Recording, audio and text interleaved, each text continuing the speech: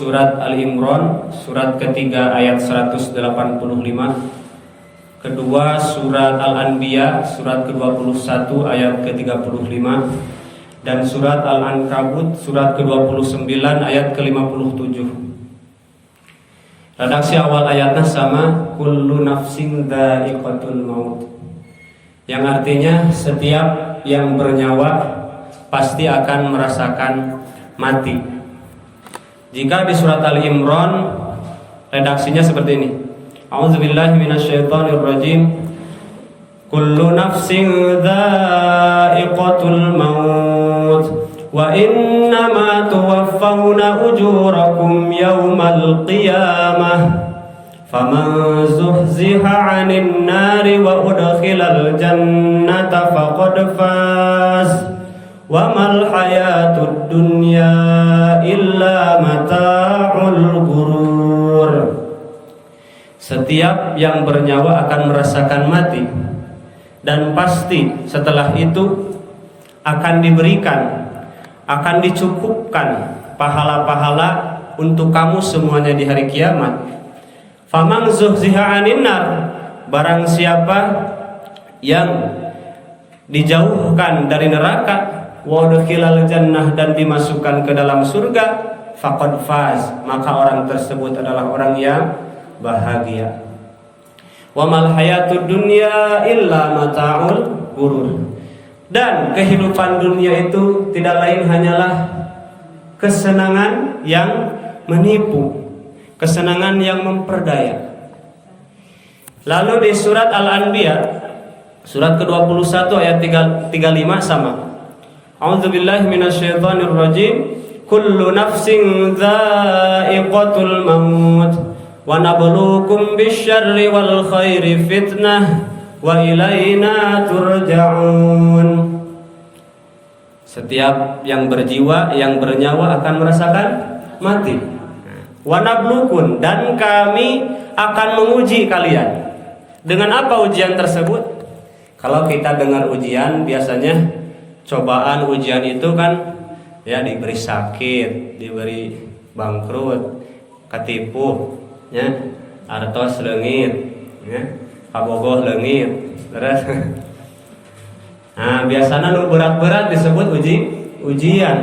Ternyata ujian itu bisyarri wal khairi, yang baik-baik juga ujian sebagai fitnah. Ya, kalau di tafsir Jalalain seperti apa? Yang asyar, yang buruk, yang menurut kita buruk itu ya sakit, ujian, terus miskin, ujiannya al-faqr, ya, as-saqam, penyakit, termasuk sekarang pandemi corona. Lalu datang lagi omikron, ya. Nanti ada lagi popcorn yang ada aja ya penyakit itu, namanya aneh-aneh, tambah akhir zaman tambah aneh nama penyakitnya. Kalau dulu akan semuanya orang tua kita nggak ada penyakit yang aneh-aneh kayak sekarang ya. Paling kayak jadi sangkeng, roromehen, kakumpur manya, ibu. Sangen, panas tiris. Pokoknya orang Sunda mah gering nanaon ge panas tiris kayak gitu disebut nate. Ya kan, masuk angin. Kalau sekarang wah muncul penyakit aneh. Bronkitis, sinusitis, apalagi meningitis. Yang tis-tisan itulah untung nate gitunya. Ya, atau diabetes mellitus. Terus apa lagi, Bu? Ya itu kan cobaan penyakit bisyarri. Jangan lupa wal khairi, ternyata ujian hidup juga ada yang menurut kita baik. Contohnya al-ghina, kekayaan, al-ghani. Terus as-sihah, kesehatan, ternyata itu juga bisa jadi fitnah, bisa jadi ujian. Yang mana meskipun ujiannya baik atau buruk, tetap akhirnya kata ini ayat wa ilaina turja'un, kepada kamilah kamu dikembalikan.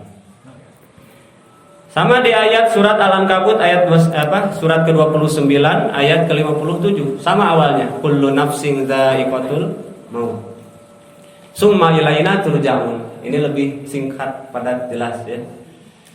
Semuanya akan merasakan mati dan setelah itu baru kembali kepada Allah. Summa ilaina, lalu kepada kamilah, hanya kepada kami ya. Turja'un, kamu akan dipulangkan. An-raja'a yarji'u, bentuk majhulnya yurja'u ya. Wuku jama' mudzakkar mukhatab kalau kata santri ya, turja'un dibaralikeun aranjeun kabeh kasaha ka Gusti Allah. Akan semuanya kembali kepada Allah. Jadi kita ini datang ke dunia ternyata tidak menetap. Kita cuma tamasya. Kita cuma berkunjung. Kita cuma ziarah. Ada orang ziarah. Ziarah itu berkunjung, Bu. Jadi kata ziarah ini jangan diarahkan hanya ke makam saja ya, ke kuburan. Ziarah ke makam Syekh siapa gitu. Padahal kita berkunjung ke teman kita disebut ziarah, kalau bahasa Arab itu ziarah ya. Zurtu ila sadiqi, saya mengunjungi sahabat saya. Zurtu ila ummi, saya mengunjungi ibu saya. Itu asal katanya ziarah ya, masdarnya ziarah ya. Jadi di dunia ini kita hanya ziarah, kita hanya berkunjung. Bahkan ada yang membahasakan hanya menyeberang jalan ya. Dari alam rahim ke alam barzah, ke alam akhirat, hanya nyebrang. Kalau kita nyebrang jalan ada gak? Ya, pas nyebrang jalan teh ibu ngampar samak di tengah jalan. Senarawaseun bade bobo di dieu we. Terus aya tanu kitu. Enggak ada. Orang nyebrang itu maunya cepat-cepat, mau cepat nyampe. Orang lewat jembatan, ya pengen cepat nyampe ujung. Enggak ada yang bikin rumah di jembatan, ngalangin orang ya kan? Nah, dunia ini pun sama. Maka dari itu, dengan banyaknya ya kasus atau di akhir zaman ini banyaknya penyakit, banyaknya fitnah, banyaknya orang meninggal mendadak. Tiap hari kita lihat berita di televisi, ya di berita koran, surat kabar atau di YouTube. Ya. Setiap hari itu pasti ada berita orang meninggal. Coba deh cek ibu. Itu tuh yang diberitakan, apalagi yang enggak masuk berita. Yang masuk berita aja pasti tiap hari ada berita orang meninggal. Nah ini harus kita sadari sehingga kita tidak betah padahal kita ini lagi nyebrang. Kita ini sama-sama akan menuju kematian. Itulah pintu gerbang yang akan mengantarkan kita kepada akhirat. Maka dari itu ketika kita menghadapi kematian, dalam pertemuan ini saya akan berikan persiapan untuk kita semuanya. Usikum manafsi, saya wasiatkan kepada ibu bapak semua dan wasiat tentu untuk diri saya sendiri. 3M. Apa tuh 3M? Memakai masker, mencuci tangan. Itu mah persiapan menghadapi Covid ya. Kalau menghadapi kematian, 3M-nya apa? 1, menyiapkan amal soleh, memperbanyak amal soleh. Kata hadis tadi yang saya sampaikan, al-qayyis mandana nafsahu wa amila lima ba'dal maut. Mau tahu tidak orang yang cerdas? Mau tahu orang yang cerdas? Orang yang kayak gimana orang yang cerdas? Yang jago matematika, yang jago fisika, yang jago bahasa Inggris, bahasa Jerman, bahasa Jepang. Ternyata orang yang cerdas menurut Rasul bukan itu. Al-qayyis mandana nafsahu, orang yang merendahkan diri. Di hadapan Allah dia merendahkan diri. Sadar bahwa dirinya tidak ada apa-apanya dibandingkan dengan kekuasaan Allah. Sadar bahwa yang diraih, yang dicapai itu tidak lain hanya pemberian Allah, hanya titipan dari Allah. Hanya orang gila yang bangga dengan barang titipan. Dibangga-banggain, padahal cuma titipan. Kita bakal bilang tukang parkir gila kalau motor yang saya titipkan misalnya, yang kita titipkan ke dia aku punya dia. Loh, nggak boleh diambil Pak, ini jadi punya saya. Kan ngajak tawuran kita mau punya. Ada tukang parkir, ya kita parkir di situ, ternyata pas mau diambil lagi dia marah. Lah kan cuma nitip. Kalau nitip berarti bakal diambil lagi. Begitupun kita di dunia. Maka orang yang cerdas adalah orang yang tidak sombong. Dia merendahkan diri sebanyak apapun gelarnya, sebanyak apapun harta kekayaannya di dunia, dia anggap itu cuma saya mah cuma dititipi. Ya, ini bukan punya saya, ini punya Allah. Lalu yang kedua, wa amila lima ba'dal maut. Beramal untuk kehidupan setelah kematian. Jadi orang yang cerdas itu adalah orang yang menyiapkan bekal untuk setelah mati. Kita pasti bilang orang bodoh, orang tolol. Kalau apa? Misalnya, Bu, kita berangkat ke Jakarta sama teman kita. Teman kita cuma bawa duit 10.000. Padahal untuk nyewa kosan, apalagi hotel itu mana cukup kan ya? Kirain Jakarta teh deket, kirain teh kayak ke apa? Dari sini ke Asia, ya? Dari sini ke Bundaran Suci. Efeknya ternyata Jakarta itu jauh. Pasti temennya bilang, "Duh, kamu itu kok tolol ya? Kamu itu kok bodoh? Masa gak tahu Jakarta? Sudah tahu Jakarta itu jauh, kok kamu bawa bekal cuma 10.000?" Kan gitu. Tapi kalau orang yang cerdas punya perhitungan. Semakin jauh dia akan pergi, pasti semakin lengkap dia bawa bekal. Kalaulah kita mau ke Singapura misalnya ya, ke Singapura, bekal yang kita bawa ke Singapura akan berbeda kalau kita ke Singaparna atau ke Singajaya, bener gak? Kalau kita ke Singajaya, ya bawa 500.000 mungkin bolak-balik, udah lebih dari cukup. Ya, tapi kalau ke Singapura, wah satu gelas air aja harganya mahal, Bu ya. Dia akan hitung, cukup gak bekal saya nih?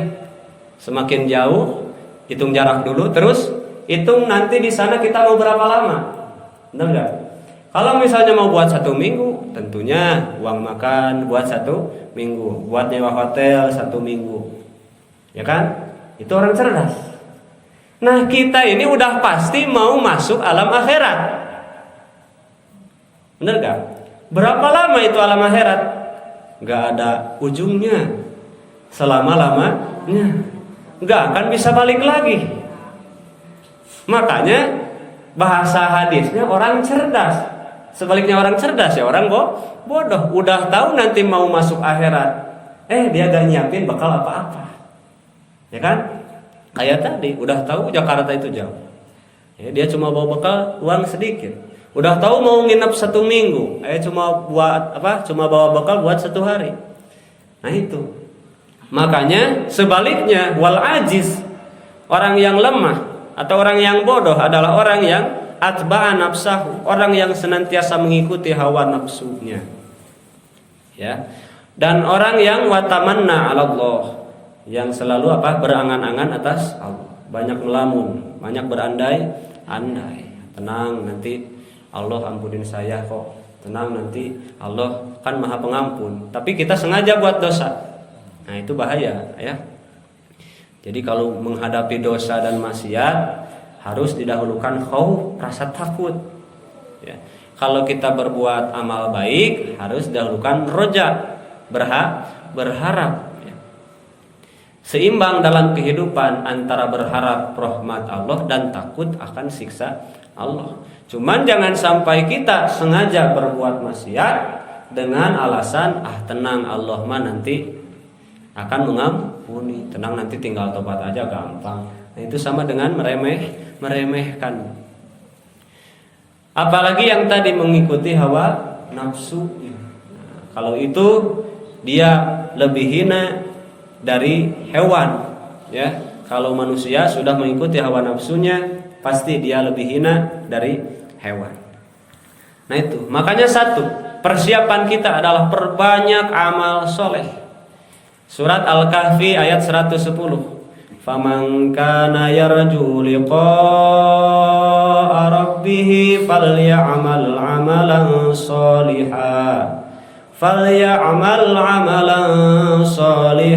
wa la yusyrik bi'ibadati rabbih ahada. Faman kana, maka barang siapa, faman kana yarju, maka barang siapa yang mau mengharapkan liqa'a rabbih, bertemu dengan Rabbnya, falyamal amalan sholihah, bertemu dengan Rabb itu nanti di surga adalah hal yang paling nikmat. Bertemu dengan sang pemberi nikmat adalah hal yang paling nikmat. Maka bagaimana caranya kita bisa bertemu dengan Rabb kita di akhirat, di surga? Falyamal amalan sholihah. Kuncinya satu adalah kita harus beramal soleh.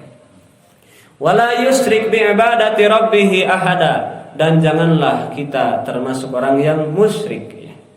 Janganlah kamu musyrik kepada Allah dalam ibadah. Janganlah seseorang tersebut musyrik dalam hal ibadah kepada Allah. Artinya bersih dari dia. Sebagaimana dalam tafsir Syekh At-Tustari, patokan amal soleh itu seperti apa? Beliau bilang, al-amalus solih makana khalian anir riya, perkara amal yang bersih dari riya. Riya itu apa? Riya itu al-amalu li ajlin nas, beramal karena ingin dipuji, beramal bertujuan karena manusia yang lain. Siapapun itu, selama itu di luar kepentingan dan selain Allah, maka itu termasuk riya. Lalu muqayyidan bis sunnah, dan diikat mengikuti sunnah Nabi. Amalnya dicontohkan oleh Rasul. Itulah yang disebut amal soleh. Semuanya manusia ini beramal, cuman ada yang soleh atau ada yang tidak. Ada yang soleh, ada yang salah, betul Bu. Ya. Lalu selanjutnya ada lagi kriteria amal soleh menurut tafsir Imam Al-Baghawi. Ya. Di juz 1 tafsir Al-Baghawi, beliau memberi patokan apa itu amal soleh. Ya. Beliau mengutip lagi dari Syekh Mu'ad. Qala Mu'ad, al-amalu soleh alladzi fihi arba'atu asya. Amal soleh itu adalah amal yang di dalamnya ada 4 perkara. Satu apa? Ilmu. Jadi beramal harus didasari dengan ilmu. Yang kedua apa? Niat. Niatnya juga harus betul. Ya. Pertama kita pelajari ilmunya. Sebelum sholat kita tahu dulu ilmu sholat.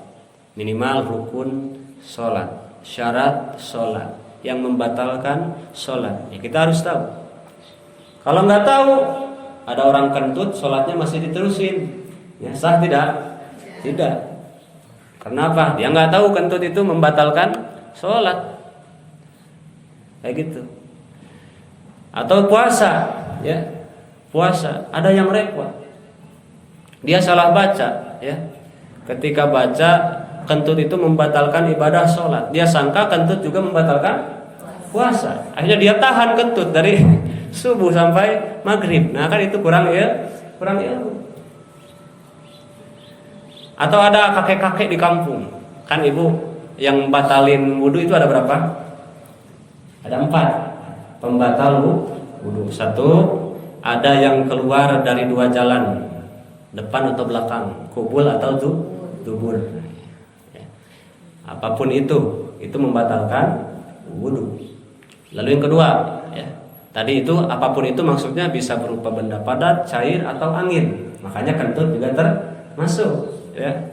Sampai di syarah kitab Safinah Syekh Nawawi di kitab Kasifatus Saja membagi-bagi kentut itu ada berapa macam gitu ya.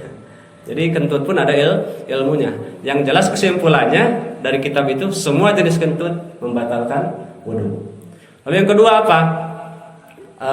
Bersentuhan kulit laki-laki dan perempuan tanpa penghalang dan sama-sama kabiro ini, sama-sama besar dua-duanya ya. Maksudnya usianya udah punya syahwat lah ya. Seperti itu. Lalu yang ketiga, pembatal wudu itu kurang hilang akal. Hilang akal itu maksudnya gimana? Bisa karena tidur, bisa karena pingsan, bisa karena sakalor ya, atau mabuk, apalagi itu. Pokoknya hilang akal ya. Nggak sadar itu batal wudu. Yang keempat lupa lagi saya. Satu keluar sesuatu dari dua jalan. Dua bersentuhan kulit ya. Ketiga hilang akal. Nah, yang keempat menyentuh kubul anak Adam ya dengan telapak tangan. Telapak tangan ya. Telapak tangan itu yang ini. Kalau ada cat, ibu tempelin tangan. Terus cat yang nempel itu, nah itu masuk telapak tangan. Kalau pinggirnya ini gak batal. Jadi misalnya ibu punya anak laki-laki atau punya adik laki-laki, mau dipegangin pipisnya tapi gini. Bentarnya, nah kia mah itu batal. Sabab gigit. Nah ada kakek-kakek yang bilang, kan dia kentut tuh. Neneknya terus ngingatin istrinya. Aki batal atuh cenah salatna, wuduna. Kan udah kentut. Ih nenek mah teu apaleun. Pangbatalan wudu teh 4. Kan yang batalin wudu itu ada 4. Saya kan baru 1 katanya. Baru kentut doang. Ya kan? Belum 4. Kata Ustaz juga yang membatalkan wudu itu 4. Saya baru 1. Belum semuanya. Jadi belum batal. Nah, itulah kurangnya ilmu. Padahal kalau yang membatalkan itu meskipun cuma 1 udah ya. Tapi kalau rukun kurang 1 enggak sah. Tapi kalau pembatalan cukup 1 yang keluar dari salah satu yang 4 itu batal wudunya. Nah, ini ada orang yang kurang ilmu seperti itu. Akhirnya jadi gimana? Ya ibadahnya jadi tidak sah.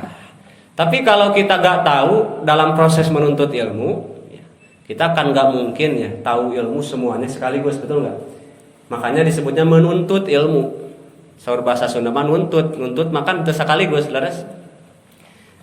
Jadi sedikit. Nah, kita ada yang nggak tahu dalam hal ibadah kita, tapi kita masih dalam proses belajar. Itu dimaafkan oleh Allah karena kita ada niat untuk belajar, ada dalam proses belajar. Nah yang masalah ini yang nggak mau belajar, yang nggak mau ngaji, padahal ibadahnya masih banyak kekurangan.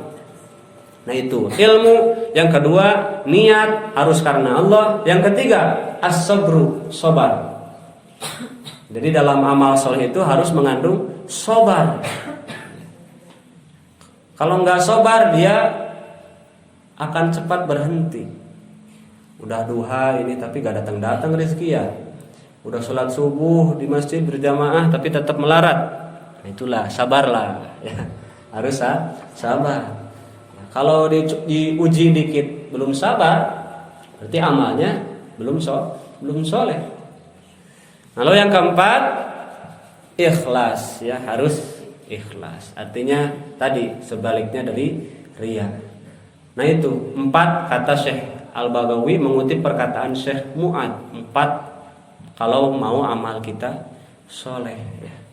Lalu yang kedua tadi yang pertama bekal kita untuk menghadapi mati, kiamat kita masing-masing ya, kiamat sugro itu memperbanyak amal soleh. Lalu yang kedua menjauhi maksiat. Jangan STMJ. Sholat terus, maksiat jalan. Saum terus, maksiat terus jalan. Jangan dicampur-campur. Sekuat tenaga harus menjauhi yang namanya maksiat. Wa ma atakumur rasul fakhudhu wa ma nahakum anhu fantahu. Kata surat Al-Hasyr ayat 7. Allah berfirman, apa yang datang kepadamu dari Rasul maka ambillah. Artinya arahan dari Rasul, hukum-hukum dari Rasul maka harus kita ambil, mau pahit atau manis. Tapi apa yang dilarang oleh Rasul, fantahu, maka jauhilah meskipun itu manis. Meskipun kita enak, udah enjoy di dalamnya, tapi kita temukan oh ternyata ini dilarang Rasul, maka fantahu, jauhilah. Fattaqullah, bertakwalah kepada Allah. Kata ini ayat. Fa innallaha syadidul iqab. Sesungguhnya Allah itu sangat keras siksanya. Ini surat Al-Hasyr ayat 7 ya. Perintah untuk kita mengambil apapun yang bersumber dari Allah dan Rasul dan menjauhi apapun yang dilarang oleh Rasul. Apalagi zaman sekarang, kemaksiatan di mana-mana. Boro-boro keluar rumah, di dalam rumah aja banyak. Di dalam kamar aja meskipun sendirian sekarang bisa ya. Ada TV, ada HP, ada medsos. Kita gak pengen lihat aurat pas buka HP, gak kita buka, cuman muncul sendiri iklannya kan, ada iklan joget-joget itu, ya kan? Itu maksiat. Kata Rasul, ketika mata yang tidak akan menangis di hari kiamat itu adalah mata yang dijaga dari yang haram. Ya. Jadi ketika dia melihat yang haram dia menunduk. Lain imah aya nu geulis ngalewat, wah direret ya. Jadi kan naik motor ke kieu akhirnya teh nabrak kan. Ada cowok yang naik motor tuh, saya lihat ada videonya. Ada cowok naik motor sama perempuan digodain, diheureyan. Ngaliuk, ayeuna nabrak ya kan. Nah itu. Tapi kalau orang yang beriman menjaga pandangan. Bukan berarti kita harus merem selamanya, enggak.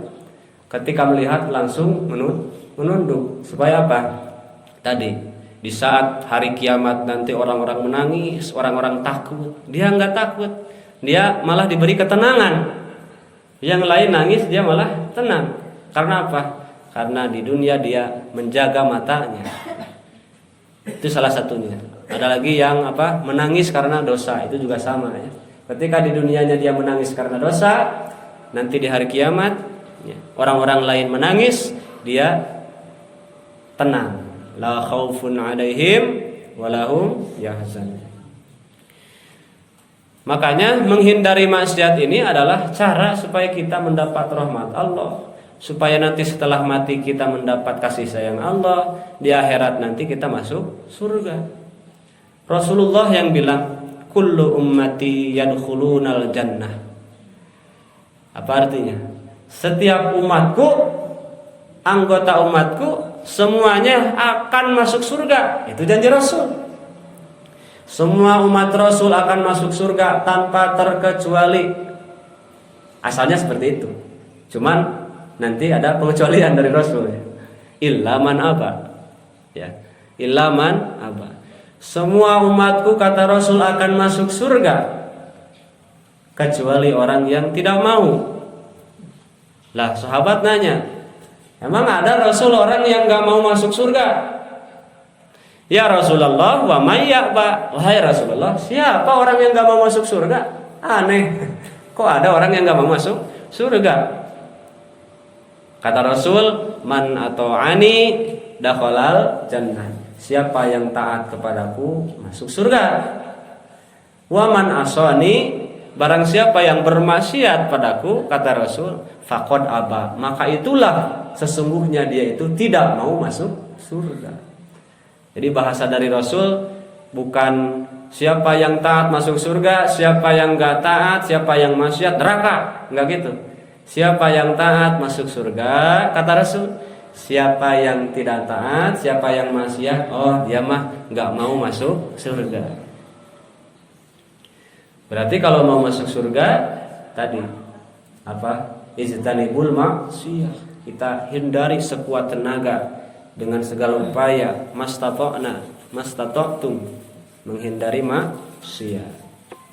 Itu yang kedua. Lalu yang ketiga, sudah berusaha menghindari maksiat, tapi tetap aja manusia tidak ada yang suci, tidak ada yang dibersihkan dari dosa selain daripada Rasulullah dan para nabi sallallahu alaihi wasallam. Semuanya para nabi, para rasul dimaksum, dijaga dari kesalahan. Meskipun buat salah, satu langsung diingatkan, langsung diterima atau taubatnya. Tapi kita tidak ada yang menjamin. Selain Rasul, selain Nabi, itu tidak ada yang menjamin. Maka dari itu tentu tidak ada yang selamat, apalagi di akhir zaman ini. Makanya ada keringanan dari Allah, ada kasih sayang Allah. Allah menyediakan yang namanya maghfirah. Apa Bu? Maghfirah. Apa itu maghfirah? Ampunan. Ampunan dari Allah itu ada. Semuanya bisa dapat jatah. Cuman masalahnya ada yang mau ngejar, ada yang enggak. Maghfirah Allah di depan mata kita. Cuman masalahnya kita mau ambil atau enggak. Maka bahasa Allah di surat Al-Imran 133, wasari'u ila maghfiratin mir rabbikum. Wasari'u, bergegaslah kamu semua.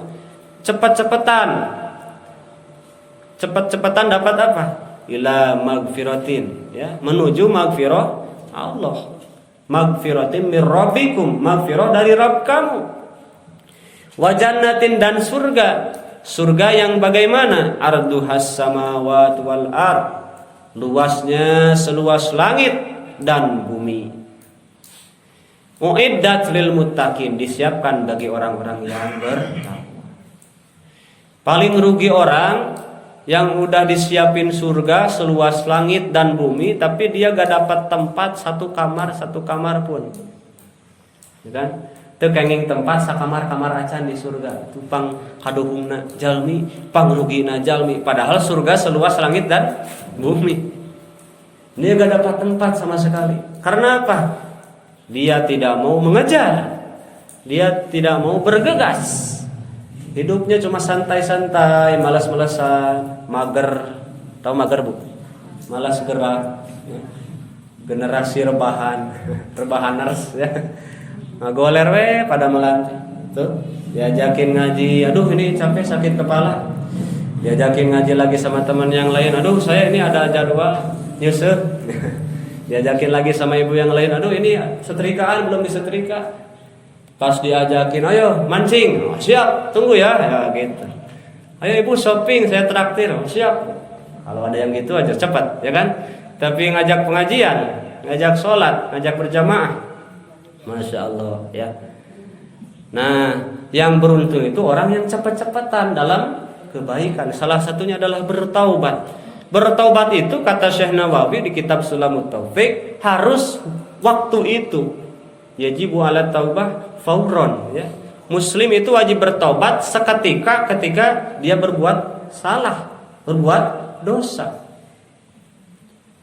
Malah ketika sudah sholat pun kita dituntun untuk beristighfar. Ya kan? Biasanya kan istighfar itu sudah berbuat dosa baru istighfar. Ini udah sholat kok istighfar. Ternyata memang Allah Rasul tahu, para ulama tahu kualitas sholat kita ya.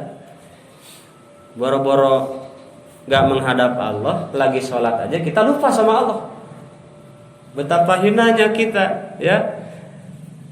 Gak menghadap Allah, apalagi lagi menghadap Allah aja, lagi beribadah kepada Allah, masa lupa sama Allah? Itu kan sholat kita khusyuk itu susah apa tidak, Bu? Ada yang udah bisa khusyuk? Saya mau belajar deh kalau ada yang udah bisa.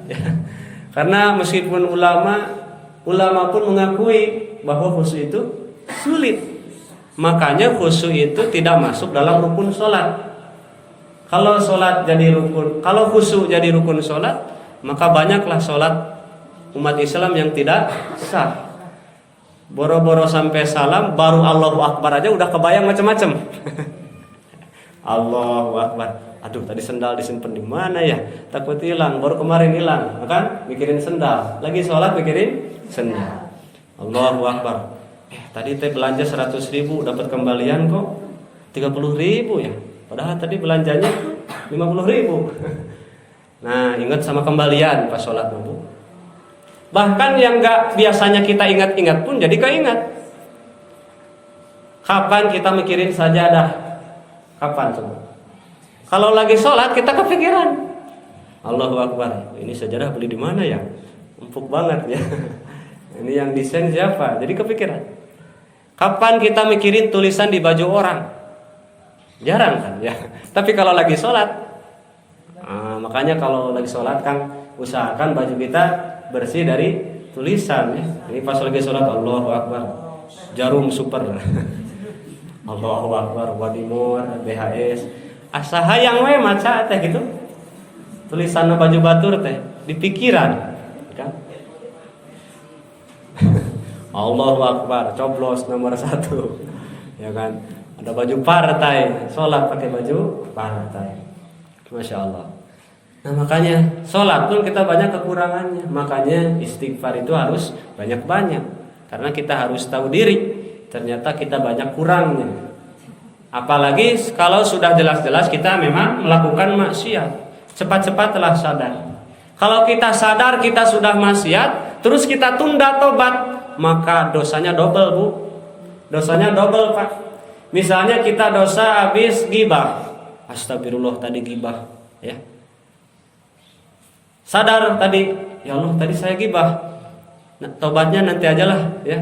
Disatuin sama yang nanti saya masih pengen, ya, pengen ngomongin dia lagi. Contohnya, tobatnya nanti di kolektif.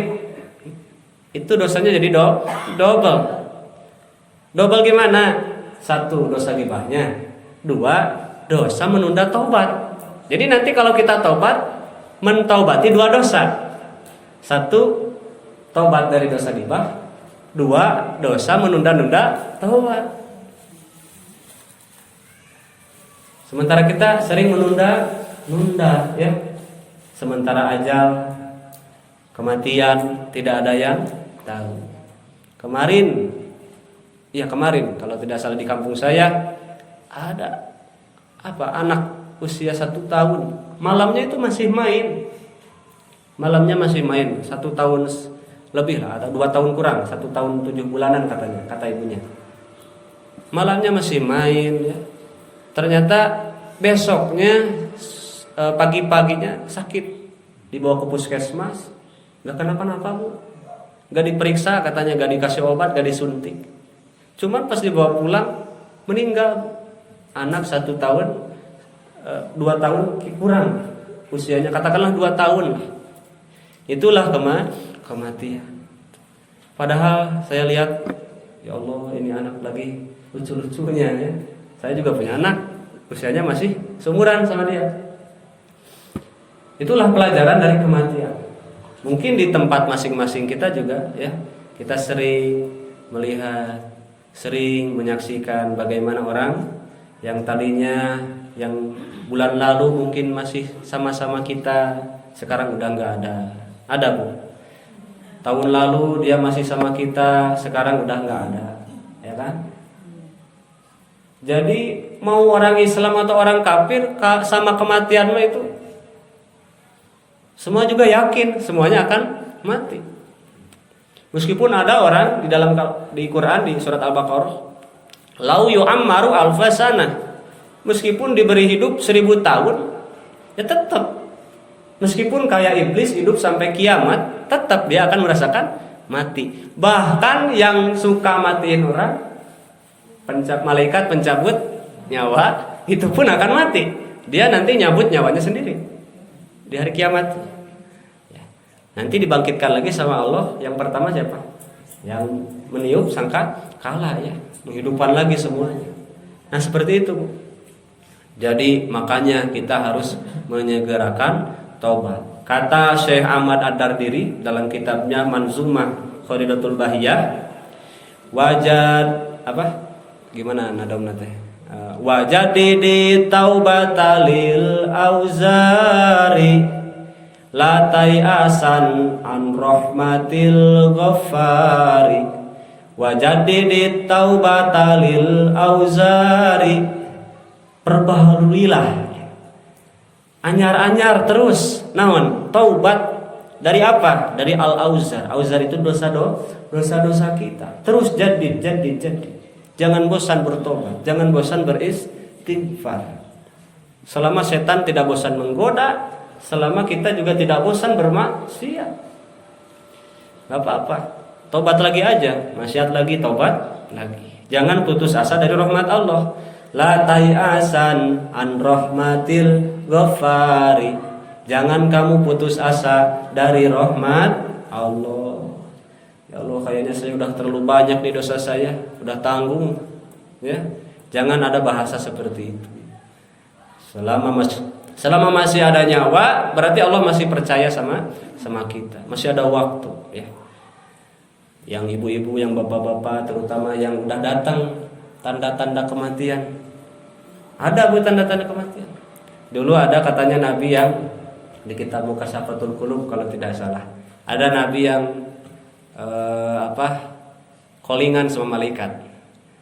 Malaikat, nanti kalau mau nyabut nyawa saya, kasih tanda-tanda dulu ya, katanya.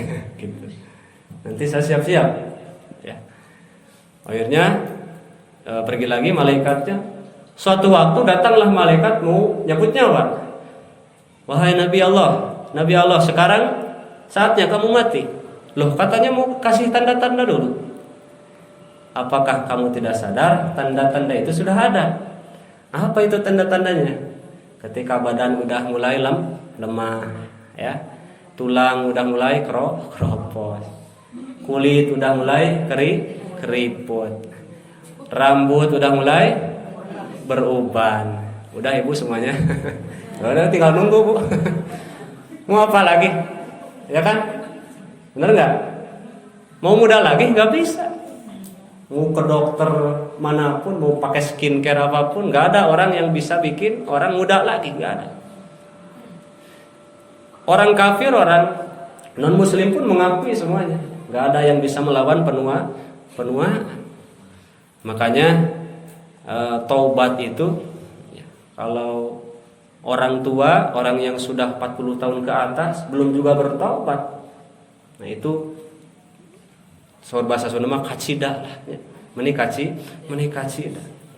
Apalagi ketika yang muda, masih muda tapi ahli taubat, itu akan dianggap luar biasa. Akan termasuk pemuda yang dinaungi oleh Allah nanti di hari kiamat, ya. Itu. Makanya ibu bapak sekalian, ketika kita hidup, ya, di akhir zaman saat ini, tentunya kita harus menyiapkan bekal kita untuk menghadapi kematian, baik kematian pribadi, kiamah sugro, apalagi kiamah yang kubro. Wallahu a'lam. Jangan merasa aman tentang hukum dan keputusan Allah, ya. Karena tadi setiap saat meskipun kita gak ngalamin kiamah kubro, tapi kita akan menghadapi kiamah sugro. Masing-masing kita akan menghadapi yang namanya kematian. Nah, orang sekarang kata Rasul banyak yang lupa, sehingga penyakit orang akhir zaman adalah salah satunya takut mati, takut mati dan cinta dunia, sehingga lupa, terlalu cinta dunia. Sementara dunia ini perlahan-lahan mulai rusak, ya kan? Kalau kata syairan Abuya Uci almarhum, alam dunia geus paciwe, bencana datang ngeureuy, nu maksiat beki maceh, nu ibadah beki biasaan ibu. Terus bu, alam dunia beki ancur, jalma-jalma geus lalacur, silih hewa anjeung dulur, poho kana alam kubur. Sareng salawatan yuk. Salatullah salamullah ala Taha Rasulillah. Salatullah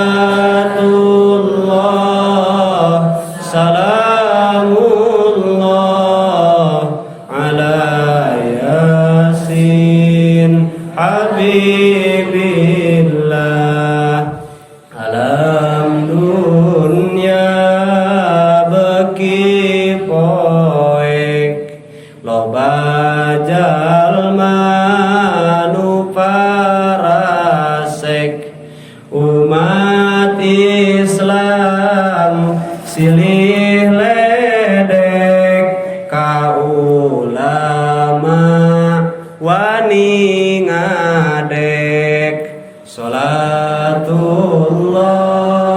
salamullah ala taha rasulillah salatullah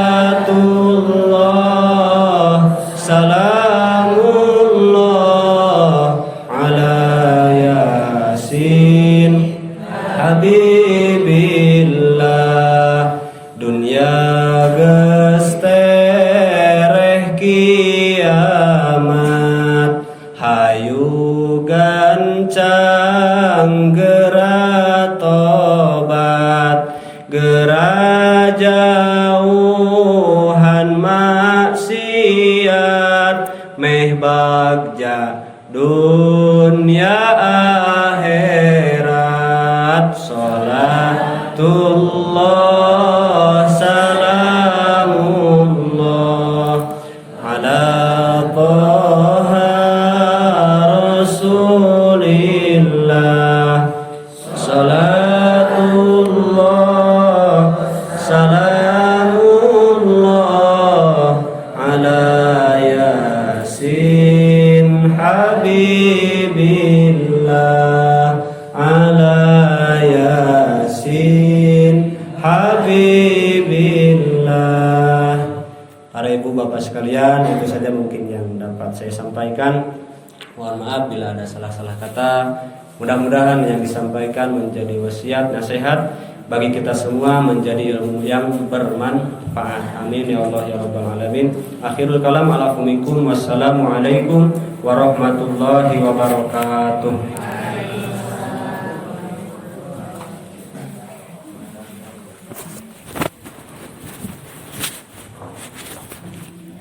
Ngaturkeun nuhun ka Ustaz Atep Saiful Rahman.